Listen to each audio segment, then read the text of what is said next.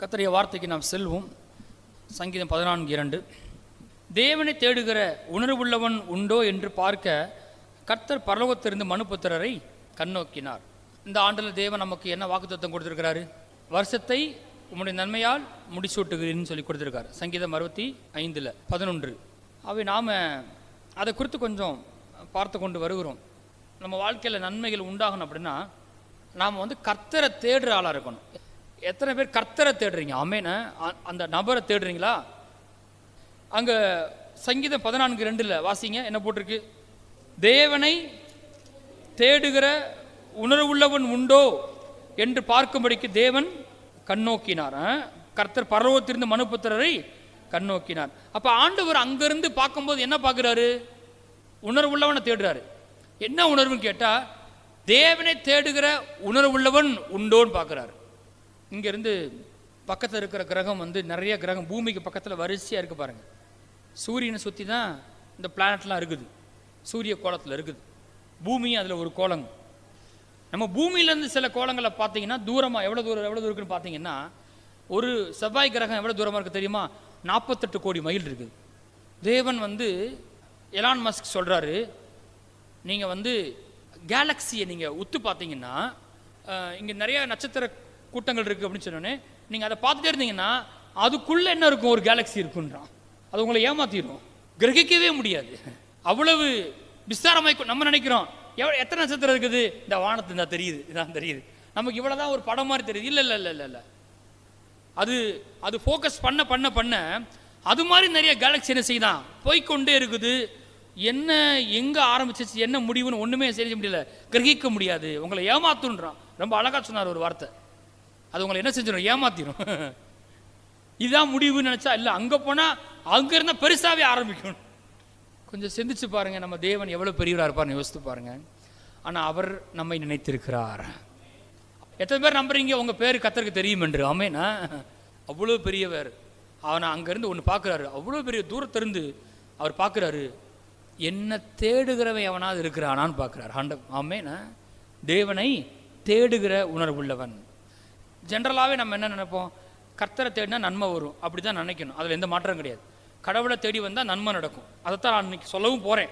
அது வேறு விஷயம். ஆனால் கிறிஸ்தவத்தில் பேலன்ஸ் ரொம்ப முக்கியம்னு சொல்லுவாங்க. அதாவது எப்படின்னா, எத்தனை பேர் குதிரையில் உட்காந்துருக்கீங்க? சரி, குதிரை மேலே உட்காந்திங்கன்னா நீங்கள் ஒரு சாஞ்சு உட்காந்து என்ன செஞ்சிருவீங்க? வலிக்கிறோம். இங்கிட்டு உட்காந்திங்கன்னா இங்கிட்டு வலிக்கி விட்டுரும். அது மாதிரி இந்த கிறிஸ்தவத்தில் இந்த பேலன்ஸ் ரொம்ப ரொம்ப முக்கியம். அங்கிட்டும் போயிடக்கூடாது, இங்கிட்டும் போயிடக்கூடாது. வச்சா குடும்பி அப்படி. இப்போ இங்கே பார்த்தீங்கன்னா ரெண்டுக்கு மத்தியில் கரெக்டாக ஸ்டாண்ட் பண்ணணும். நான் கர்த்தரை நேசிக்க போகிறேன், கர்த்தரை தேட போகிறேன், அவரை தேடினா எனக்கு நன்மை தருவேன் கர்த்தரை சொல்லியிருக்கிறார். ஆமென். என்னுடைய ப்ரையாரிட்டி கர்த்தர். என்னுடைய ப்ரையாரிட்டி நன்மை கிடையாது. ஏன்னா நான் அன்பு கூறுறது நன்மையே கிடையாது. நேற்று ஜான் ஜபராஜ் பாட்டு போட்டிருக்கார் இல்லையா, ஒரு நாள் இருக்கையில். அதில் அழகாக சொல்கிறார் இல்லையா, கானானுக்கு அழைச்சி கொண்டு வந்தாராம். கானானுக்கு வந்த புறம் தெரிஞ்சான் அந்த கானானை விட மேலானவர் கர்த்தர் என்பது. ஆமேன். ஃபோக்கஸ் கானான கொண்டு போய் உன்னை காணத்து கொண்டு போவேன். நம்ம உடனே ஆமாம் நாமும் நம்பணும், பாலும் தேனும் ஒரு கொண்டு போய் சேர்ப்பார் நம்பணும். ஆனால் அந்த கானான் முக்கியம். அந்த கானானை விட அந்த காணை கொண்டு போகும்படி கூட ஒரு கர்த்தர் ரொம்ப முக்கியம். ஆமேன். கானான் மாத்திரம் முக்கியம் கிடையாது, கீழே விழுந்துருவோம். கர்த்தர் மாத்திரம்னாலும் கீழே விழுந்துருவோம். கர்த்தரும் முக்கியம், கானான்னு அவரே சொல்லியிருக்கிறாரு. ஆனால் முதல்ல என்ன செட் பண்ணன்னு கேட்டால், இப்போ ஒரு மனைவி இருக்காங்க, அந்த கணவன்கிட்டருந்து அந்த கணவன் சம்பாதிக்கிற பணம் மட்டும்தான் எனக்கு வேணும், அந்த நன்மை மட்டும்தான் எனக்கு வேணும் அப்படி சொன்னால் அவங்க சரியான ஒரு இடத்துல என்ன செய்யலை இல்லை. ஒரு பிள்ளை இருக்குது, அப்பா கிட்ட பணத்தை மட்டும்தான் வாங்குவோம் அப்படின்னு சொன்னால் அது சரியான இடத்துல அந்த பிள்ளை இல்லைன்னு அர்த்தம். அப்பா பணம் தருவாரா? கண்டிப்பாக தருவார். கணவர் மனைவிக்கு செய்வாரா? கண்டிப்பாக செய்வார். ஆனால் அதுக்காக மாத்திரம் கணவன் இல்லை, அதுக்காக மாத்திரம் அப்பா இல்லை. அப்பாவை அன்பு கூர்ந்தா, கணவன் அன்பு கூர்ந்தா கிடைக்க வேண்டியது எப்படி கிடைக்கும்? தாராளமாக ஏராளமாக கிடைக்கும். அப்போ நாம் கர்த்தர்ட்ட வந்திருக்கிறோம், நிச்சயமாக நம்ம நம்புகிறோம், கர்த்தரை தேடுகிறவர்களுக்கோ ஒரு நன்மையும் குறைபடாது. அப்போ சரியாக பிடிச்சிக்கிறணும். செகண்ட் பார்ட்டுக்கு விட்டுறக்கூடாது, ஃபஸ்ட்டையும் விட்டுறக்கூடாது. கர்த்தரை தேடுகிறவர்களுக்கோ ஒரு நன்மையும் குறைபடாது. யாரை தேடுறவருக்கு? கர்த்தரை தேடுறவர்களுக்கு. நன்மை தேடுறது கிடையாது. நல்லா புரிகிற மாதிரி சொல்கிறேனே. நீங்கள் இங்கே இருக்கிற அத்தனை பேருக்கு நான் சேலஞ்ச் பண்ணுறேன். ரட்சிக்கப்பட்ட ஆரம்பத்தில் எத்தனை பேர் கர்த்தரை உண்மையாக தேடுனீங்க? நல்லா சிந்திச்சு பாருங்களேன். நீங்கள் ரட்சிக்கப்பட்ட உடனே கர்த்தரை தேடினதுக்கும் இப்போ தேடுறதுக்கும் பெரிய உங்கள் சிரிப்பு வச்சு நான் கண்டுபிடிச்சிட்டேன். ரட்சிக்கப்பட்ட ஆரம்பத்தில் நாம் ஆண்டவரை தேடின அந்த நோக்கமும் அந்த அந்த வீரியமும் அந்த பர்பஸ் அந்த நோக்கமும் கொஞ்சம் அவர் நன்மை கொடுத்த பிறகு அது என்ன செய்யல இல்லை. அவரே சொல்றார் ஃபர்ஸ்ட் லவ், ஆதி அன்பு இல்லைன்றார் ஆண்டவர். முன்னாடி ரொம்ப வேகமாக போனோம், ஏன்னா வேலை கிடைக்கணும், அது நடக்கணும், இது நடக்கணும். இப்போ நடந்து போச்சு. இனிமேல் அவரை தேடி என்னத்துக்கு அவர் திரும்ப தேவைறப்ப அவரை போய் கான்டெக்ட் பண்ணிக்கிறோம். நம்ம ஃபோர்ஸ் பண்ண வேண்டிய அவசியமே கிடையாது. நம்ம ஃபோர்ஸ் பண்ணதுனால அவர் தான் குமாரனையே கொடுக்கல, அவர் அன்பு கூர்ந்து கொடுத்தார். பக்கத்துக்கு கேளுங்க, நீங்கள் உண்மையாகவே தேவனை தேடுகிறீர்களா? அங்கே போவோம். அப்படின்னா என்னன்னு காண்பிக்கிறேன். யோவான் 20ஆம் அதிகாரத்தை சொல்லுங்க. யோவான் 20. வாரத்தின் முதல் நாள் காலையில் அதிக இருட்டோடு மகதலேனா மரியாள் கல்லறையிடத்துக்கு வந்து கல்லறையை அடைத்திருந்த கல் எடுத்து போட்டிருக்க கண்டாள். சம்பவம் உங்களுக்கு தெரியல. இயேசு வந்து உயிர் தெழுந்துட்டாரு. அந்த 3ஆம் நாளில் இவங்க என்ன பண்ணுறாங்க, தேடி வர்றாங்க. அப்போ செய்ய வேண்டியதில்லை, ஆனால் அவங்க என்ன பண்ணுறாங்க, பரிமள தைலத்தை பூசுறதுக்காக. அது பிந்தி போச்சு, உண்மைதான். அந்த மரியாள் கரெக்டாக பண்ணிட்டா. இது மகதலேனா மரியாள். இப்போ இவங்க பாருங்க, இயேசு கூடயே டிராவல் பண்ணுறாங்க. ஆனால் இயேசு மரித்து அடக்கம் பண்ணப்பட்ட உயிர் தெழுந்துட்டார். 3ஆம் நாளில் வந்து என்ன பண்ணுறாங்க, வந்து கல்லறைக்கு வர்றாங்க. எத்தனை மணிக்கு, எப்போன்னு போட்டிருக்குது, வாரத்தின் முதல் நாள் காலையில் அதிக இருட்டோடு. யாராவது 4 மணிக்கு கல்லறைக்கு போவீங்களா?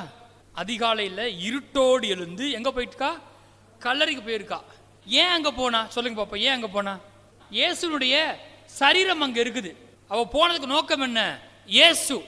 சொல்லுங்க இயேசு. எல்லாம் சொல்லுங்க இயேசு. அவ போனதுக்கு நோக்கம் வந்து இயேசு அங்க இருக்கிறார். அவருடைய சரீரம் அங்க இருக்குது. இத்தனைக்கு அவ உயிரோடு இல்லை. இவன் நினைச்சுக்கிட்டு இருக்கா, உயிர் தலை வெளியே நினைச்சிட்டு போய்கிட்டு இருக்கா. இப்ப அங்க வாசிப்போமே அதே அதிகாரத்தில் 11ஆம் வசனத்தை வாசிங்க. மரியாள் கல்லறை நெருங்கிய வெளியே நின்று அழுது கொண்டிருந்தாள். அப்படி அழுது கொண்டிருக்கையில் அவள் குனிந்து கல்லறைக்குள்ளாக பார்த்து, போதும் வாசிங்க தொடர்ந்து. இயேசுவின் சரீரம் வைக்கப்பட்ட இடத்திலே வெள்ளுடை தரித்தவராக 2 தூதர்கள் தலைமாட்டில் ஒருவனும் கால் மாட்டில் ஒருவனும் உட்கார்ந்திருக்கதை கண்டால் அவர்கள் அவளை நோக்கி, ஸ்திரியை ஏன் அழுகிறாய் என்றார்கள். அதற்கு அவள், என் ஆண்டவரை எடுத்து கொண்டு போய்விட்டார்கள், அவரை வைத்திடம் எனக்கு தெரியவில்லை என்றார். எப்படி சொல்லா பாருங்க, என் ஆண்டவரை எடுத்துட்டு போயிட்டாங்க. 14 வாசிப்போம். இவைகளை சொல்லி பின்னாக திரும்பி இயேசு நிற்கிறதை கண்டாள், ஆனாலும் அவர் இயேசு என்று அறியாதிருந்தாள். தொடர்ந்து வாசிப்போம். இயேசு அவளை பார்த்து, ஸ்திரியே ஏன் அழுகிறாய், யாரை தேடுகிறாய் என்றார். அவர் தோட்டக்காரர் என்று எண்ணி, ஐயா நீர் அவர் எடுத்துக்கொண்டு போனதுண்டானால் அவரை வைத்த இடத்தை எனக்கு சொல்லும், நான் போய் அவரை எடுத்துக்கொள்ளுவேன் என்றார். எப்படின்னு பாருங்க, அங்க போய் அழுதுகிட்டு இருக்கா. தூதர்கள் கேட்கிறாங்க, ஸ்திரியை ஏன் அழுகிறாய் சொல்ற, ஆண்டவர் எடுத்துட்டு போயிட்டாங்கன்னு சொல்றோம். இயேசுவே வந்துட்டார். இப்ப அவரும் கேட்கிறாரு, ஸ்திரியே ஏன் அழுகிறாய், யாரை தேடுகிறாய்? பக்கத்து சொல்லுங்க, யாரை தேடுகிறாய்? எதையோ ஒன்று தேடி இன்னைக்கு காலையில் வந்திருக்குமா, இல்லை ஒரு நபர் இயேசுவை தேடி வந்திருக்கிறோமா? நான் துதிக்கும் போது ஆராதிக்கும் போது ஏதோ ஒன்று யோசிச்சுட்டே இருந்தேனா, இல்லை உண்மையிலேயே நான் வந்து என் கவனத்தை இருதயத்தை ஆண்டவர் மேலே பதிச்சு அவரை நான் ஆராதிச்சேனா? கல்லறைக்கு காலையில் இயேசுவை தேடி போனவ முதலாவது உயிர் திறந்த இயேசு யார் பார்த்தா? மரியாள் தான் பார்த்தா. எத்தனை பேர் ஆண்டவரை தரிசிக்க விரும்புகிறீங்க? எத்தனை பேர் ஆண்டவரை பார்க்க விரும்புகிறீங்க? மீதி இருக்கிற ஜென்ஸ் ஊழியர்கள் எத்தனை பேர்? 11 பேர் என்ன பண்ணுறாங்க, வீட்டில் எல்லாரும் தூங்குறாங்க. ஆண்டவர் எந்திரிச்சவனே உடனே வீட்டில் இருந்த பின்பு இவர் நேராக வீட்டுக்கு போய், என் பிள்ளைங்கள்லாம் தூங்கிக்கிட்டு இருப்பாங்க, நான் போய் அவங்க என்ன செஞ்சுட்டு வந்துடுறேன், பாட்டு வந்துடுறேன் அப்படின்னு சொல்லிட்டு போய் பெட்டில் பக்கத்தில் உட்காந்து, எந்திரிங்க நான் இயேசு வந்திருக்கேன்னு சொல்லலை. தூங்குறவன் தூங்கிட்டே தான் கிடக்குறான். ஆனால் யார் எந்திரிச்சு பெட்டை வச்சு எந்திரிச்சு இயேசுவை தேடி போனாங்களோ அவங்கள சந்திக்க யார் வந்துட்டா? இயேசு வந்துட்டார். நீங்கள் இயேசுவை தேடி போனீங்கன்னா இயேசு கண்டிப்பாக அவங்கள சந்திப்பார். ஆமென். இந்த அனுபவத்தை நம்ம ஆசைப்படணும். எத்தனை பேர் இந்த அனுபவத்தை ஆசைப்படுறீங்க? ஆமென், ஆசைப்படுங்க. பயமுறுத்தியும் கர்த்தரை தேட வேண்டிய அவசியம் கிடையாது. நீ நல்லா தூங்கு மகளே, ஆண்டவர் பார்த்துக்கிறவார்னு சொல்கிறதுலையும் ஒரு அவ்வளோ சரி கிடையாது. கற்றுக்கிற வேண்டிய காரியம் என்னன்னு கேட்டால், எந்த அளவுக்கு நான் சீக்கிரமாக அவரை தேடுறனோ அது எனக்கு பெரிய லாபத்தை தான் தரப்போகுது. அதுதான் உண்மை. அனுதினமும் தேடுறது, அதுவும் அதிகாலையில் தேடுறது, அப்படி ஒரு வேலை இல்லையா வேலையை முடிச்சுட்டு சாயங்காலம் தேடுறது, நைட்டு ஜெபம் பண்ணுறது, அல்லது அப்படி இல்லையா விடுமுறை நாட்களில் முழுவதும் நேரத்தை ஒதுக்கி கர்த்தரை தேடுறது, அல்லது இதெல்லாம் என்னால் செய்ய முடியாது, முதல்ல சபைக்கு வர்றேன், பைபிள் ஸ்டடிக்கு வர்றேன், இப்படி கர்த்தரை தேடுறது. அதை செஞ்சுட்டு நான் என்ன செய்ய போகிறேன், வீட்டில் உட்காந்து வேதத்தை வாசிக்க போகிறேன். ஒரு மனுஷன் கடவுளை உண்மையாக தேடிட்டு அவன் உலகத்தில் எங்கே இருந்தாலும் கர்த்தர் அவனை கண்டுபிடிப்பார். நீங்கள் எத்தனை பேர் ரட்சிக்கப்பட்ட ஆரம்பத்தில் வீட்டுக்கே தெரியாமல் பைபிளை வாசிச்சிருக்கீங்களா? அடிப்பாங்கன்னு தெரிஞ்சு கதை புட்டி வாசிச்சிருக்கீங்களா? நீங்கள் ஜெபம் பண்ணிருக்கீங்களா? தெரியாமல் சபைக்கு போயிருக்கீங்களா? அடி வாங்கியிருக்கீங்களா? தோப்பில் உட்காந்து படிச்சிருக்கீங்களா? ஜெபிச்சிருக்கீங்களா? யார் பார்த்தாங்களோ இல்லையோ, கர்த்தர் கண்டிப்பாக பார்த்தார். இங்கே இருக்க பக்கத்தில் இருக்க கிரகம் 48 கோடி மைல் தூரத்தில் இருக்குது. அவர் எவ்வளவோ தூரமாக இருக்காரு. நீங்கள் எங்கேயோ உட்காந்து பைபிள் படிக்கிறீங்க, யார் பார்க்குறா? கர்த்தர் பார்க்குறாரு. அங்கே வாசிப்போம். அப்போஸ்தலர் 17ஆம் அதிகாரம் 24 முதல் 27 வாசிங்க. உலகத்தையும் அதிலுள்ள யாவற்றையும் உண்டாக்கின தேவனானவர் வானத்திற்கும் பூமிக்கும் ஆண்டவராய் இருக்கிறபடியால் கைகளினால் கட்டப்பட்ட கோவில்களில் அவர் வாசம் பண்ணுகிறதில்லை. சரியா? முதல்ல அதை புரிஞ்சுக்கணும். கர்த்தரை தேடணும் அப்படின்னா எந்த இடத்துக்கும் போக வேண்டிய அவசியம் இல்லை. சமாரியா ஸ்திரியை இயேசு சந்திக்கிறாரு. ஆண்டவரை தேடினா எங்கே இருப்பாங்கன்னு சொன்னாங்க? இந்த மலைகளில் இருப்பாருன்னு சொன்னாங்க. அதுக்கப்புறம் எருசலேம் இருப்பாங்கன்னு சொன்னாங்க. ஆண்டவரை தேடினா என்ன பண்ணாங்க? மலைக்கு போவாங்க. அப்படி இல்லைன்னா கொஞ்ச நாள் கழிச்சு என்ன பண்ணாங்க? எருசலேமுக்கு வந்தாங்க. ஏன்னா அங்கே தான் ஆலயம் இருந்துச்சு. ஆனால் ஏசு சொல்லுகிறாரு, பிதாவை எங்கும் தொழுது கொள்ளும் காலம் வரும்ன்றார். இன்னைக்கு தேவனை நாம தேடுறதுக்காக எங்கேயும் போக வேண்டிய, எந்த புண்ணிய ஸ்தலத்துக்கு போக வேண்டிய அவசியம் இல்லை. ஆண்டவர் நீங்கள் எங்கேயும் தொழுது கொள்ள முடியும். குறிப்பாக உங்கள் வீட்டு அறையில் நீங்கள் கர்த்தரை தொழுது கொள்ள முடியும். ஆமென். உங்கள் வீட்டு அறை, உங்கள் ரூமில் நீங்கள் கர்த்தரை சந்திக்கலாம். 27 கர்த்தராகிய தம்மை அவர்கள் தடவியாகிலும் கண்டுபிடிக்கத்தக்கதாக தம்மை தேடும்படிக்கு அப்படி செய்தார். அவர் நம்மில் ஒருவருக்கும் தூரமானவர் அல்லவே. எல்லாரும் தடவுங்க பார்ப்போம். அவ்வளோதான். இப்படி தடவுனா கர்த்தரை கண்டுபிடிச்சிடான்னு போட்டிருக்கு பைபிள். தடவியாகிலும் கண்டுபிடிக்கத்தக்கதாக அவர் நம்மில் ஒருவருக்கும் எப்படி இல்லை? தூரமானவர் அல்லவே. எரேமியா 29:13 வாசிங்க. உங்கள் முழு இருதயத்தோடும் என்னை தேடினீர்களானால் என்னை தேடுகையில் கண்டுபிடிப்பீர்கள். நான் உங்களுக்கு காணப்படுவேன் என்று கர்த்தர் சொல்லுகிறார். நான் உங்கள் சிறையிருப்பை திருப்பி நான் உங்களை துரத்தி விட்ட எல்லா ஜாதிகளிலும் எல்லா இடங்களிலும் இருந்து உங்களை சேர்த்து நான் உங்களை விலக்கியிருந்த ஸ்தலத்துக்கே உங்களை திரும்பி வரப்படுவேன் என்று கர்த்தர் சொல்லுகிறார். இஸ்ரேல் ஜனங்கள் தவறு செய்யும் போது சிறைப்பிடிக்கப்பட்டு போயிடுறாங்க. ஆனால் ஆண்டு சொல்ற, அங்கிருந்து நீ ஒருவேளை உங்கள் முழு இருதயத்தோடும் என்னை தேடுவீர்களானால் என்னை தேடுகையில் கண்டுபிடிப்பீர்கள். நான் உங்களுக்கு காணப்படுவேன் என்று கர்த்தர் சொல்லுகிறார். உங்கள் இருதயம் கர்த்தரை தான் தேடுதா? முழு இருதயத்தோடும் கர்த்தரை தேடுனா அவர் சொல்லாரு, நீங்கள் என்னை தேடும் போது என்ன செஞ்சிருவீங்க? கண்டுபிடிச்சிருவீங்க. நான் உங்களுக்கு என்ன செய்வேன்? காணப்படுவேன். நீங்கள் என்னை பார்ப்பீங்கன்றார் ஆண்டவர். வாசிப்போம். நீதிமொழிகள் 8:17 என்னை சிநேகிக்கிறவர்களை நான் சிநேகிக்கிறேன். அதிகாலை என்னை தேடுகிறவர்கள் என்னை கண்டடைவார்கள். பாருங்க, பைபிள் போட்டிருக்கு, கேளுங்கள் அப்பொழுது உங்களுக்கு, தட்டுங்கள் அப்பொழுது உங்களுக்கு திறக்கப்படும், தேடுங்கள் அப்பொழுது கண்டடைவீர்கள். அப்போ என்ன, ஆண்டவர் விட்டுட்டோமா? ஆமாம். நீ கொஞ்சம் யோசித்து பாருங்க. சபைக்கு வர்றோம், சில விஷயத்தை செஞ்சிடமே தவிர ஆண்டவரை தேடுறது நம்ம வாழ்க்கை என்ன செஞ்சிருது? வெற்றி போயிடுது. ஆண்டவர் என்ன செய்யறது இல்லை? தேடுறதே கிடையாது. அவர் கூட சேர்ந்து ஒரு ஐக்கியமே நம்மகிட்ட இருக்கிறது இல்லை. தேடுங்கள் அப்பொழுது கண்டடைவீர்கள் அப்படின்னா அவரோட சேர்ந்து வந்துகிட்டே இருந்தோம். சில இடத்துல மட்டும் அவரை விட்டுட்டோம். அவர் நம்ம மாட்டு அம்மா ஒரு பக்கம் போய்கிட்டு இருக்கிறோம். ஆண்டு சார் என்ன செய்ய? மறுபடியும் திரும்பி என்ன செய்ய? அவரை தேடுனா நீ என்ன செய்ய? அவரை கண்டுபிடிப்ப. தேடுங்கள் அப்பொழுது கண்டடைவீர்கள் போட்டிருக்குதான். இங்கேயும் ஆண்டவர் தான் சொல்லாரு, என்னை சிநேகிக்கிறவர்கள் நான் என்ன செய்கிறேன்? சிநேகிக்கிறேன். அதிகாலை என்னை தேடுவர்கள் என்னை கண்டடைவார்கள். மறுபடியும் அழுத்த எதுக்குன்னு கேட்டீங்கன்னா, அந்த நபர் வாசிங்க. 1 நாளாகமும் 28ஆம் அதிகாரம் 9ஆம் வசனம். என் குமாரனாகிய சாலமோனே, நீ உன் பிதாவின் தேவனை அறிந்து அவரை உத்தம இருதயத்தோடும் உற்சாக மனதோடு சேவி. கர்த்தர் எல்லா இருதயங்களையும் ஆராய்ந்து நினைவுகளின் தோற்றங்களையும் அறிகிறார். நீ அவரை தேடினால் உனக்கு தென்படுவார். நீர் அவரை விட்டுவிட்டால் அவர் உன்னை என்றைக்கும் கைவிடுவார். சரி, பயப்பட வேண்டியதில்லை. நம்ம தான் புதிய ஏற்பாடு இருக்குதே. இயேசு வந்துட்டார். அவர் உன்னை விட்டு விலகுவதும் இல்லை, அவர் உன்னை கைவிடுவதும் இல்லை. அதை பற்றி பிரச்சனை இல்லை. ஆனால் அவர் எப்பயும் கூட தான் இருக்கிறாரு. ஆனால் வேதம் சொல்லுது, நான் என்ன செய்யணும்? அவரை தேடணும். அதான் போட்டிருக்கு, நீ அவரை தேடினால் உனக்கு தென்படுவார். இன்னொரு வசனத்தை வாசிங்க.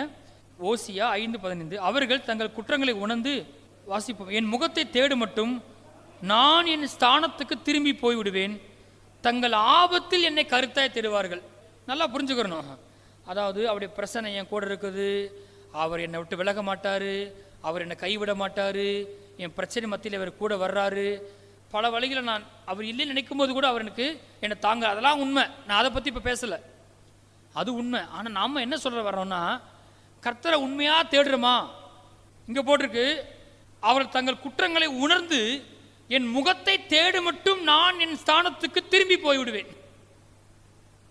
நான் என் ஸ்தானத்தில் போய் நின்றுவேன். ஆனால் அவங்க என்ன பண்ணுறாங்க? எதையோ தேடிக்கிட்டு இருக்கிறாங்க. அவங்க தங்கள் குற்றங்களை உணர்ந்து என் முகத்தை தேடு மட்டும், தேடினா தென்படுவேன் நான். ஆமேன். திரும்ப அந்த மரியாதை ஞாபகம் வச்சுக்கோங்க. எல்லாம் தூங்குறான் 11 பேர். ஆனால் மரியாதை மாத்திரம் அதிகாலையில் போய் இயேசுவை தேடி செத்த சரீரத்தை பார்க்க போகிறாங்க. ஆனால் உயிர்த்தெழுந்து அவர் தரிசனமானார். ஆமேன். அப்போ போட்டிருக்கு, நான் போயிடுவேன். இப்போ ஆண்டவர் சொல்றாரு, தங்கள் ஆபத்தில் என்னை கருத்தாய் தேடுவார்கள். உண்மைதானே? கரெக்டா? அப்பத்தான் ரொம்ப ரொம்ப பக்தி ஒரு நமக்கு வந்து பக்கம் சொல்லுங்க, கர்த்தரை கருத்தாய் தேடுங்கள். ஒரு ரட்சிக்கப்பட்ட விசுவாசிக்கு சபையை மிஸ் பண்ணக்கூடாது. அதில் ஒரு சின்சியாரிட்டி இருக்கணும். எத்தனை பேர் ஆண்டவர் உண்மையாக தேட விரும்புகிறீங்க? 2 காரியம் நம்ம வாழ்க்கையில் இருக்கணும். சபைக்கு வர்றது, ஊழியம் பண்ணுறது, காணி கொடுக்க, இதெல்லாம் தாண்டி 2 காரியம் உண்மையாக இருக்கணும். நான் தனியாக உட்காந்து வேதத்தை வாசிக்கணும், நான் தனியாக உட்காந்து அவரை துதித்து ஜெபிக்க வேண்டும். இதுதான் உண்மையாக கர்த்தரை தேடுறது. சில ஆட்கள் இப்படி இருக்கிறாங்க, பைபிள் வாசிப்பாங்க, தனியாக உட்காந்து ஜெபம் பண்ணுவாங்க, சபைக்கே வரமாட்டாங்க. அவங்களுக்கு உண்மையாகவே என்னன்னு சத்தியமே தெரியாது. ஆண்டவரை விசுவாசிக்கணும், நம்பணும், விசுவாசனா என்ன, கிருபனா என்ன, இயேசு என்ன பண்ணாரு, ஒன்றுமே தெரியாது.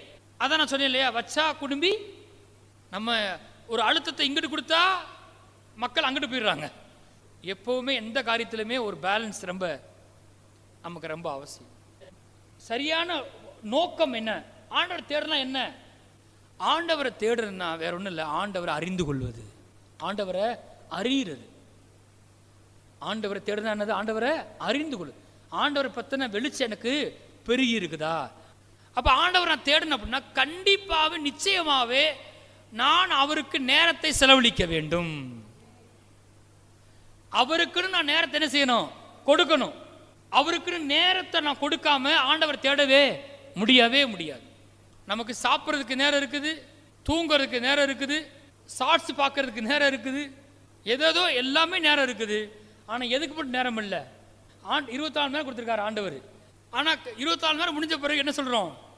சாரி ஆண்டவரே, நீங்கள் தான் நேரத்தை கொடுத்தீங்க இன்னைக்கு 24 hours, ஆனால் உங்களுக்கு என்னால் நேரத்தை கொடுக்க நம்ம யோசிப்போம். என்னடா எல்லாமே பண்ணிட்டோம் இன்னைக்கு, ஆனால் ஆண்டவர்கிட்ட மட்டும் போய் தேடவே முடியலையே. 24 hours கொடுத்தார் ஆண்டவர் நமக்கு. ஆனால் அது எது மட்டும் நடக்கலை, அவரை மட்டும் போய் பார்க்கல, அதுக்கு ரிலவெண்ட்டாக ஒன்றுமே செய்யலை. என் நேரம் எப்படி செலவழிக்கப்படுது, என்னோட டைமை நான் எப்படி செலவழிக்கிறேன், டைம் எப்படி போகுது. முதல்ல ஒருத்தர் மேலே அன்பு கூறணும் அப்படின்னா, அவரை தேடணும் அப்படின்னா அவங்களுக்கு நம்ம என்ன கொடுக்கணும்? நேரம் கொடுக்காம நம்ம உண்மையாக அவங்களை என்ன செய்யலை? தேடவே இல்லை. ஆண்டவர் அப்படி கிடையாது. பகலின் குளிர்ச்சியான வேளையிலே தோட்டத்தில் உலாவுகிற தேவனாய் கர்த்தருடைய சத்தத்தை கேட்டார்னு போட்டிருக்கு பைபிளில். சரியா? அந்த வேலையில் யோசித்து பாருங்க, பர்டிகுலர் டைமை கர்த்தர் வந்து தெரிந்து கொண்டு வர்றாரு, அதிகாலையில் வர்றாரு, பகலின் குளிர்ச்சியான வேலையில் வர்றாரு. இப்போ ஆண்டவர் ஏற்கனவே எங்கே இருக்கா தெரியுமா? பரலோகத்தில் இருக்கிறாரு. பரலோகத்தில் என்ன பண்ணுறாரு? தூங்குறாரா? கிடையாது. சகலத்தையும் அவர் தான் ஆளுகிறாரு. கோடான கோடி தேவதை என்ன பண்ணுறாங்க? அவரை ஆராதிக்கிறாங்க. ஆனாலும் அவருக்கு யார் மேல அன்பு? ஆதாம் மேல அன்பு, ஏவாள் மேல அன்பு. அதனால இவங்க பாடுற பாட்டெல்லாம் நிறுத்துங்கடான்னு சொல்லி விட்டுட்டு அங்கிருந்து கிளம்பி எங்க வராரு? பூமிக்கு வந்து, ஏதேனுக்கு வந்து, ஆதாம் வீட்டுக்கு வந்து அவங்க 2 பேர் பார்க்க வர்றாரு. இப்போ நீங்க சொல்லுங்க, அவர் வருவார், அவருக்கு வேலை இருக்காது, ஏகப்பட்ட சோழி எங்களுக்கு இருக்கு, அவர் வர்றாரா? நான் எங்களை என்ன சொல்றீங்க? நான் அப்படி தான் யோசித்தேன் பாருங்க. உண்மையிலேயே நம்ம வந்து கடவுளாக பிறந்திருக்க கூடாதா, நம்ம கடவுளாக பிறந்திருக்க கூடாதான்னு நினைப்பேன் பாருங்க. ஏன்னா எப்படி இருக்கலாம்? நான் அப்படி தான் யோசித்தேன், கடவுளாக பிறந்தால் சும்மா இருக்கலாம்னு நினச்சேன் பாருங்க. நான் பைபிளில் போட்டிருக்கு, என் பிதா எப்பொழுதும் வேலை செய்து கொண்டிருக்கிறார், என் பிதா எப்பொழுதும் கிரியை செய்கிறார், நானும் கிரியை செய்கிறேன். எப்பயுமே வேலை பார்த்து இருக்காங்க, ஆக்டிவாக இருக்காங்க. யாரு? இயேசு, ஆவியானவர், பிதா 3 பேருமே ரொம்ப ஆக்டிவாக இருக்கிறாங்க. என்ன சொல்ல போனால் தூங்குறதே கிடையாது. இஸ்ரவேலை காக்கிறவர் உறங்குவதும் இல்லை, தூங்குவதும் இல்லை. லைட்டாக கூட கண்ணை அப்படின்னு கூட செய்யறது இல்லை. நம்ம பிரசங்கத்திலே ஒரு தூக்கம் தூங்கி என்ன பண்ணிடுறோம்? ரெஃப்ரெஷ் ஆகிரும் இல்லையா? பிரசங்கத்திலேயே தூங்கிடுறோம், தூங்கி. அப்போ ஆண்டு என்ன பண்ணாரு? தேடி வர்றாரு. 24 மணி நேரத்தில் ஆண்டவருக்கு நான் நேரத்தை ஒதுக்கியிருக்கேன்னா, நம்ம ஒதுக்காத வரைக்கும் நம்ம செலவழிக்கவே முடியாது. ஏன்னா அதில் வேறு ஏதாவது காரியம் செஞ்சிடும் வந்துடும். எத்தனை பேர் பைபிள் வாசிக்க ஒரு நாளில் நேரத்தை ஒதுக்க போகிறீங்க? ஆமேண்ணா. ஆதியாம் 24:63 வாசிங்க. ஈசாக்கு சாயங்கால வேளையிலே தியானம் பண்ண வெளியே போயிருந்து தன் கண்களை ஏறெடுத்து பார்த்தபோது ஒட்டகங்கள் வர கண்டான். அற்புதமானது. ரெண்டுமே கனெக்டடாக இருக்குது. ஒன்று என்ன தெரியுமா? ஈசாக்கு சாயங்கால வேளையிலே. அப்போ சாயங்காலம் ஈசாக்கு எங்கே போயிடுவார்? தியானம் பண்ண வெளியே போயிருந்து. ஈவினிங் டயத்தை எங்கே போயிடுறாரு? தியானம் பண்ண வெளியே போயிடுறாரு. ஈசாக்கு கர்த்தரை தேடுறாரு. எப்படி தேடுறாரு? ஒரு வகையில் சொல்ல போனால் ஈசா கையில் என்ன கிடையாது? பைபிளே கிடையாது. ஆனால் கடவுளை தேடுற நேரம் சொல்லி தெரிந்து கொண்டு சாயங்காலம் எங்கே போயிடுறாரு? தியானம் பண்ண போயிட்டாரு. ஒரு நேரத்தை ஒதுக்கி எங்கேயாவது போய் என்ன பண்ணுற, தூரமாக போய் அந்நிய பாஷை பேசுகிறோம், வேதத்தை வாசிக்கிறோம், ஜெபிக்கிறோம், துதிக்கிறோம், அறிக்கை பண்ணுறோம், செய்தியை கேட்குறோம், எல்லாமே வருது. பாட்டு கேட்குறோம், எல்லாமே வருது. ஒவ்வொரு நேரம் ஒவ்வொரு காரியம் இருக்கும். சில வேளைகளில் உங்களுக்கு பைபிள் வாசிக்க தோணும், ஒரு செய்தியை கேட்க தோணும், ஒரு புத்தகத்தை வாசிக்க தோணும். உங்களுக்கு தேவனுக்கு இடைப்பட்ட காரியம் கண்டிப்பாக அப்படி தான் பண்ணணும்னு ஒரு கட்டாயம் அதில் கிடையாது. கரெக்டான கணவன் மனைவி பேசும்போது இன்னைக்கு 3 வார்த்தையை பேச வேண்டும் அப்படி இருக்காதுல்ல. அதுபோல் ஆண்டவர் தேடுதலையும் இப்படித்தான் பண்ணணும் கிடையாது, ரூல்ஸ் கிடையாது. ஆவியானவர் உதவியோடு செய்யணும். ஆமென். ஒரு பாஸ்டருமே அதை ஃபோர்ஸ் பண்ண முடியாது. ஒரு பாஸ்டர் தாண்டி உங்கள் கூட யார் இருக்கா? ஆவியானவர் இருக்கார். திடீர்னு நீங்கள் பைபிளை வாசிட்டே இருப்பீங்க. திடீர்னு ஒரு செய்தியை ஆண்டவர் லீட் பண்ணுவார், அதை கேட்க வைப்பார். உங்களை திடீர்னு ஜபிக்க வைப்பார், திடீர்னு ஒரு முறை அந்நிய பாஷை பேச வைப்பார். இப்படி பல்வேறு வகையில் நீங்கள் என்ன சில ஆண்டவரை தேடலாம். ஆனால் இவைகளில் வேத வாசிப்பதும் ஜெபிப்பதும் ரொம்ப முக்கியமாக இருக்குது. நாம் அதெல்லாம் விட்டுட்டு வெளியே வந்துட்டோம். அதனால தான் நிறைய பிரச்சனையை சந்திக்கிறோம். அதான் உண்மை. சரி, ஈசாக்கு சாயங்காலம் என்ன பண்ணிட்டாரு? போனால் பாருங்க, கரெக்டாக அவருக்கு தேவையான ஒன்று அவரை தேடி வருது. பக்கத்து சொல்லுங்க, நீங்கள் ஆண்டவரை தேடுனா நீங்கள் தேடுறது உங்களை தேடி வரும். திரும்ப சொல்லவா? நீங்கள் ஆண்டவரை தேடுனா நீங்கள் தேடுறது உங்களை தேடி வரும். சங்கீதம் 119 148 வாசிங்க. உமது வசனத்தை தியானிக்கும்படி குறித்த ஜாமங்களுக்கு முன்னே என் கண்கள் விழித்துக் கொள்ளும். அப்போ அங்கே தெளிவாக ஒரு வார்த்தை வந்திருக்கு, உமது வசனத்தை என்ன செய்யும்படி? தியானிக்கும்படி. பாருங்க, நிறையா அதிகாரம் வாசிக்கிறது, அதை தாண்டி சில அதிகாரம் வாசித்து அதில் சில வசனத்தை தியானிக்கும்படி கர்த்தர் ஏவுவார் உங்களை. அதுதான் ரொம்ப ஆழமான ஒன்று. அந்த கர்த்தரை நீங்கள் தேடுறீங்க இல்லையா, அந்த நேரத்தில் கேட்குற செய்தியை தியானிக்கிறது, பைபிளை தியானிக்கிறது நீங்கள் செஞ்சு பாருங்கள். சரி, ஓகே, விட்டுருவோம். நம்ம இதுக்கு இங்கே விஷயத்துக்கு வருவோம். அது தனியாக பிரசங்கம் பண்ணணும். ஆனால் இங்கே போட்டிருக்கு, உமது வசனத்தை தியானிக்கும்படி வாசிங்க. என்ன போட்டிருக்கு? குறித்த ஜாமங்களுக்கு முன்னே. நான் சொல்லுங்க, குறித்த ஜாமம் அப்படின்னா அவர் ஏற்கனவே டைம் என்ன பண்ணியிருக்காரு? ஃபிக்ஸ் பண்ணியிருக்கிறார். இந்த டயத்தில் என்ன செய்யணும்? வசனத்தை தியானிக்கணும் என்று ஃபிக்ஸ் பண்ணியிருக்கிறார். சொல்லுங்க, குறித்த ஜாமம். சங்கீதம் 63:1 வாசிங்க. தேவனே, நீ என்னுடைய தேவன், அதிகாலமே உம்மை தேடுகிறேன். வறண்டதும் விடாய்த்ததும் தண்ணீரற்றதுமான நிலத்திலே என் ஆத்துமா உண்மையில் தாகமாக இருக்கிறது. என் மாம்சமானது உண்மை வாஞ்சிக்கிறது. என் மாம்சமானது உண்மை வாஞ்சிக்கிறதுனா ரொம்ப வேற லெவலில் போயிட்டாவேன். இப்போ உதாரணத்துக்கு பிரியாணி கொண்டு வந்து இங்கே வைக்கிறோம். பிரியாணியா, மட்டன் பிரியாணியா, சிக்கன் பிரியாணியா? உங்களுக்கு என்ன பிரியாணி பிடிக்கும்? சிக்கன் பிரியாணி, ஓகேவா?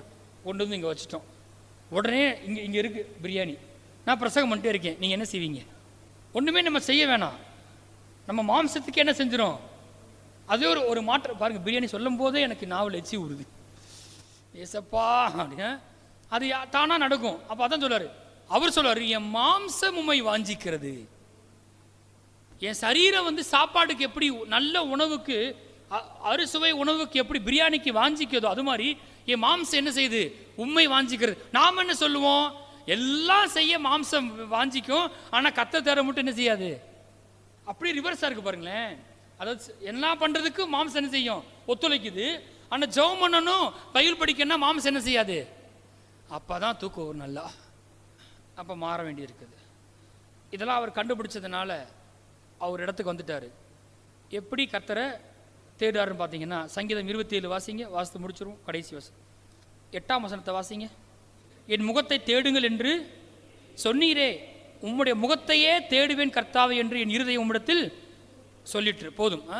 வேலைக்காரரின் கண்கள் எஜமானுடைய கைகளை நோக்கி இருக்குமா போலவும், வேலைக்காரின் கண்கள் எஜமாட்டியின் கைகள் நோக்கி இருக்குமா போலவும் எங்கள் கண்கள் உண்மையே நோக்கி கொண்டிருக்கிறது. ஒரு வேலைக்காரன் வேலைக்காரிக்கு கண் எங்க இருக்குன்னு கேட்டா எஜமானுடைய கை, எஜமானி அம்மாவோட கை. ஏன்னா அவங்க தான் ஏதாவது என்ன செய்வாங்க, கொடுப்பாங்க, அவங்கள ஆதாரமா பார்க்குறாங்க. அது மாதிரி என் கண்கள் என்ன செய்யுது, உண்மையே நோக்கி கொண்டிருக்கிறது. அப்போ நம்ம ஆண்டத்தில் ஏதாவது கிடைக்குமான்னு பார்க்குறோம், கண்டிப்பாக கிடைக்கும். Praise lord. நல்லது. அவர்கிட்ட எதிர்பார்க்க ரொம்ப நல்லது. அதை விட ரொம்ப முக்கியம், என் முகத்தை தேடுங்கள் என்று சொன்னீரே, உம்முடைய முகத்தையே தேடுவேன் கர்த்தாவே. எது ரொம்ப முக்கியம் கேட்டால் அவருடைய முகத்தை தேடுறது ரொம்ப ரொம்ப முக்கியம். அப்போ நாம என்ன செய்யணும் கேட்டால் கர்த்தருடைய முகத்தை என்ன செய்யணும், தேடுவேன். அவருடைய முகப்பிரகாசத்திலிருந்து சமாதானம், கிருபை எல்லாம் உண்டாகுது. எப்படி அவர் முகத்தை தேடுறது? மேலே வாசிங்க, சங்கீதம் 27 4ஆம் வசனத்தை வாசித்து முடிப்போம். கர்த்தரிடத்தில் ஒன்றை நான் கேட்டேன், அதையே நாடுவேன், நான் கர்த்தருடைய மகிமையை பார்க்கும்படியாகவும் அவருடைய ஆலயத்தில் ஆராய்ச்சி செய்யும்படியாகவும் நான் என் ஜீவன் நாளெல்லாம் கர்த்தருடைய ஆலயத்தில் தங்கியிருப்பதையே நாடுவேன். வேற ஒன்றும் சொல்லல. அவர் என்ன சொல்றாரு, எத்தனை பேர் உண்மையாக கர்த்தரை தேட விரும்புறீங்க? ஆமேன். சரியா? உண்மையாக கர்த்தரை தேடுறதுன்னா நேரத்தை கொடுக்கணும். கர்த்தரை எப்படி தேடுறதுன்னு கேட்டிங்கன்னா கர்த்தருடைய வார்த்தையை மூலமாக அவரை தேட முடியும். ஆமேன். அந்த வார்த்தையை வாசிக்கிறோம் அல்லது கேட்குறோம் அல்லது அதை தியானிக்கிறோம். கர்த்தருடைய வார்த்தை இல்லாமல் கர்த்தரை தேடவே முடியாது. தேவனும் வார்த்தையும் ஒன்று. ஒரு பர்டிகுலர் நாளில் நீங்கள் வேதத்தை வாசிக்காம அல்லது ஒரு செய்தியை கேட்காம அல்லது அந்த வசனத்தை தியானிக்காம நீங்கள் கர்த்தரை தேடினீங்கன்னு சொன்னால் அது உண்மையாக கர்த்தரை நீங்கள் என்ன செய்யலை, தேடலை. இவர் சொல்றாரு, முகத்தை தேடுங்கன்னு சொன்னீங்களே, உங்களோட முகத்தையே தேடுவேன் கர்த்தாவே. அதுதான் என்னுடைய ப்ரையாரிட்டி. கர்த்தரத்தில் ஒன்றை நான் கேட்டேன், ஒன்றை நான் முதல்ல செய்வேன், அதையே நாடுவேன். நான் இந்த ஒன்றை செய்ய போகிறேன். வேலை முக்கியம், அது முக்கியம், இது முக்கியம். ஆனால் முதல்ல எதுன்னு கேட்டால் ப்ரையாரிட்டி நம்பர் 1 எதுன்னு கேட்டால் கர்த்தரை தேடுறது எனக்கு ரொம்ப முக்கியம். சபைக்கு வர்றது ரொம்ப முக்கியம். தனியாக அவருக்கு நேரம் கொடுக்கறது ரொம்ப முக்கியம். அவரை துதிக்கிறது ரொம்ப முக்கியம். கர்த்தருடைய மகிமையை பார்க்கும்படியாக. கர்த்தர் மகிமை எங்கே பார்க்கலாம்? இந்த புத்தகத்தில் தான் பார்க்க முடியும். எந்த அளவுக்கு அதிகமாக அவர் சொல்லுவார், பார்க்கும்படியாக நான் என்ன செய்ய போகிறேன், அவருடைய ஆலயத்தில் ஆராய்ச்சி செய்யும்படியாகவும் நான் என் ஜீவன நாளெல்லாம் கர்த்தருடைய ஆலயத்தில் தங்கியிருப்பதை நாடுவேன். வேற ஒன்றும் இல்லை. அந்த காலத்தில் பார்த்தீங்கன்னா பைபிள் வீட்டில் இருக்காது. எங்கே இருக்கும்? ஆலயத்தில் இருக்கும். ராஜா வேணா ஒரு பிரதி எடுத்து வச்சுக்கலாம். அவர் சொல்றாரு, நான் என்ன செய்வேன், எப்பயுமே நான் ஆலயத்தில் தான் இருப்பேன். எதுக்குன்னு கேட்டால் இந்த புத்தகத்தை என்ன செய்யலாம், திறந்து வாசிக்கணும், இதை தியானிக்கணும். இது வழியாக நான் யாரை பார்க்குறேன், கர்த்தருடைய முகத்தை பார்க்குறேன், அவருடைய மகிமையை பார்க்குறேன். இதை எந்த அளவுக்கு நான் இது வழியாக நான் அவரை பார்க்குறேன், பார்க்க பார்க்க பார்க்க அந்த மகிமை என் வாழ்க்கை என்ன செய்யுது, வெளிப்பட ஆரம்பிக்குது. அது ஒரு வேளை செய்தி நீங்கள் கேட்கலாம். ஆனால் பிரதானமான என்னன்னு கேட்டிங்கன்னா கர்த்தருடைய வார்த்தையை வாசிக்கிறது, தியானிக்கிறது. ஆகவே ஆண்டவரை தேட எத்தனை பேர் தீர்மானம் எடுக்கிறீங்க? ஆமேனா எழுந்திருப்போம். ஒரு காரியத்தை சொல்லி முடிக்கிறேன். எழுந்திருப்போம். ஆண்டவர் எப்படி தேடுறது? கண்களை மூடுவோம். ஆண்டவரை உண்மையாக நான் தேட போகிறேன். புதுசாக வந்திருந்தீங்கன்னா, நீங்கள் ஆண்டவரை தேட விரும்புனீங்கன்னா நீங்கள் செய்ய வேண்டிய ஒரு காரியம், முதல்ல நான் சபைக்கு வர போகிறேன். சபைக்கு நீங்கள் முக்கியத்துவம் கொடுக்கணும். ஆண்டவரை தேடுறீங்களா? கண்களை மூடுங்க. ஆண்டவரை உண்மையாக தேட விரும்புகிறேன்னு சொன்னீங்கன்னா சபைக்கு முக்கியத்துவம் கொடுக்கணும். அதுக்கு அடுத்தபடியாக நேரத்தை ஆண்டவர் கொடுக்கணும். நேரத்தை எதில் செலவழிக்கணும்னு கேட்டால் அவர் வேதத்தை வாசிக்கணும், அதை திரும்ப திரும்ப வாசித்து தியானிக்கணும், அல்லது அவரோட வார்த்தையை பிரசங்கம் பண்ணப்பட்ட செய்தியை நான் உட்காந்து கேட்கணும், செய்தியை கேட்கணும். அதையும் தாண்டி நான் கர்த்தரை துதிக்கணும். தனியாக உட்காந்து கர்த்தரை துதிக்கணும். நான் அவரிடத்துல ஜெபிக்கணும். இந்த வழிகளில் தான் நான் ஆண்டவரை உண்மையாக தேடுறேன். இந்த மாதிரி ஒரு வாழ்க்கை முறை, கர்த்தரை தேடுகிற வாழ்க்கை முறை நமக்கு இருந்துச்சு அப்படின்னா கிடைக்க நேரத்தில் வேலை கண்டிப்பாக கிடைக்கும், திருமணம் வாய்க்கும், எதிர்பார்க்குற காரியங்கள்லாம் கைகூடும் இயேசு நாமத்தினால. எல்லா நன்மைகளும் கூட கொடுக்கப்படும். அவரை தேடுறது மாத்திரம் கிடையாது, அவர் ராஜ்யத்தையும் தேடணும். அவருடைய சபைக்கு வரணும், சபையின் காரியங்களில் ஈடுபடணும், அந்த தரிசனத்தோடு இணைத்துக் கொள்ளணும், விதைக்கணும். இப்படி தான் நான் என்ன செய்கிறேன், கர்த்தரை அவர் ராஜ்யத்தையும் அவரையும் முதலாவது வைக்கிறேன். அவை ஒரு தீர்மானம். 24 மணி நேரத்தை கொடுக்காரு கர்த்தர் எனக்கு. அவை நிச்சயமாக நான் இனிமேல் ஒரு நேரத்தை கர்த்தருக்கு ஒதுக்க போகிறேன். ஹல்லேலூயா. அந்த நேரத்தில் அந்நிய பாஷை பேச போகிறேன், ஸ்தோத்தரிக்கிறோம். ஏதோ ஒன்று செய்ய போகிறேன். ஆவிக்குரிய புஸ்தகத்தை வாசிக்க போகிறேன், பைபிளை வாசிக்க போகிறேன், செய்தியை கேட்க போகிறேன், துதிக்க போகிறேன், ஜெபிக்க போகிறேன், தியானிக்க போகிறேன், அறிக்கை பண்ண போகிறேன். ஏதோ ஒன்று செய்யணும். ஹல்லேலூயா. மே ஸ்தோத்தரிக்கிறோம், துதிக்கிறோம். ஆண்டவரே, வந்த பிள்ளைகளை ஆசீர்வதித்திருக்கிறீர். இயேசு நாமத்தில் ஜெபிக்கிறோம் அப்பா. எங்க மூலமா நாம் மையப்பட்ட மாதிரி ஜெபிக்கிறோம் கர்த்தாவே. ஸ்தோத்திரம், ஸ்தோத்திரம், ஸ்தோத்திரம், ஸ்தோத்திரம்.